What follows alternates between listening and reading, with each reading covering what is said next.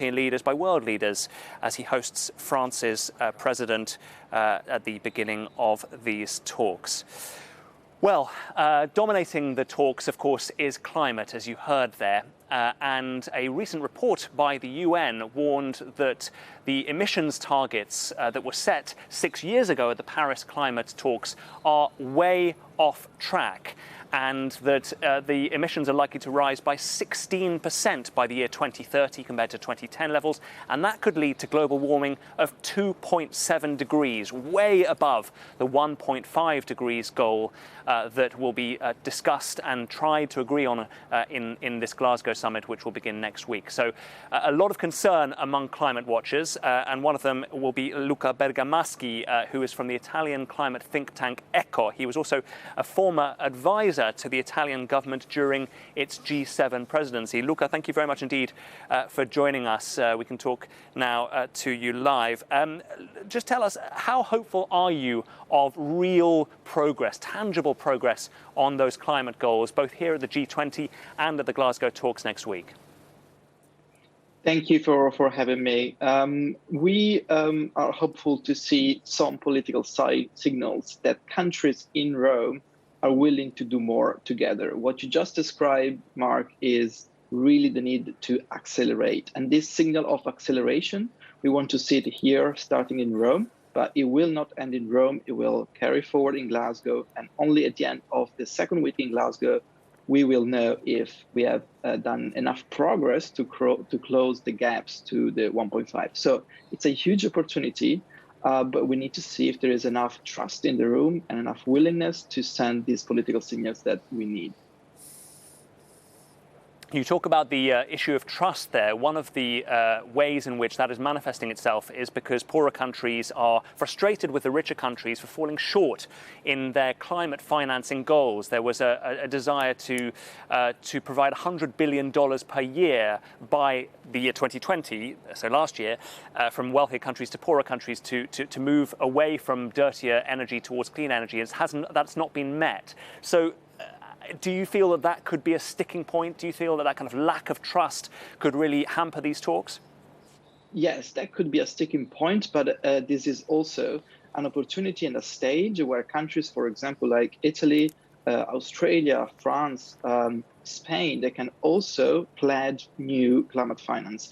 And Rome is the first chance to do that, and then there is Glasgow. So showing pledges from especially developed country for developing country, in particular for issues of adaptation and loss and damage. So protecting and helping the community most affected by climate impacts will be a huge build bridger and trust builder for both Rome, but in particular also for Glasgow. But let me say a few words about going beyond 100 billion, because we know that the needs for the climate transition, but also, as you said, for the COVID recovery, it's much higher. They are much higher than that. And so the really signals that we want to see in Rome is how G20 countries are going to use, for example, a seat in the multilateral development banks to really increase the firepower of multilateral institutions, and how their own bilateral finance will increase, but also how we mobilize more private finance. That we know without mobilizing private finance, we can't reach or mobilize the volume in terms of finance that we need for climate, but also health and global recovery. Luca, what would failure in Rome mean for the Glasgow Climate Summit, do you think? So a lack of acceleration on 1.5, for example, a lack of signals that really phasing out emissions in the coal sector is not quite there yet. So anything on those issues will really put more pressure on Glasgow. But failing in Rome doesn't mean failing in Glasgow. We know that the G20 is the club of the most of the biggest economies in the world, but it doesn't represent all the world. And the UN talk in Glasgow really the opportunity to bring all actors, so all UN countries, all subnational actors like cities, states, regions, and all non-state actors like the civil society, the businesses, to really put pressure on all countries. So there will be a second chance in Glasgow if we don't get this political signal here that, for example, keeping 1.5 degrees within reach is a common goal for the G20.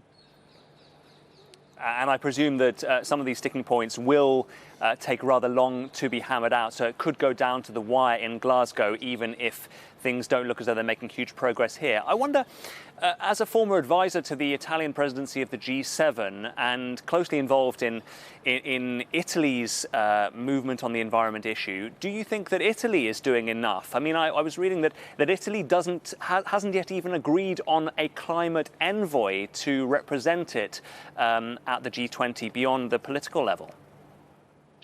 Yes, I would say the leadership of Mario Draghi has really changed this year the ambitions of Italy at international level, and I think that's credits to Mario Draghi, and also the recovery plan that Italy will have to implement. And let me remind you, more than 100 billion in grants and loans will arrive in Italy this year until 2026. This is a huge opportunity. But that said, we need to see if there are the diplomats, the structure and the rules in also from Parliament to actually deliver.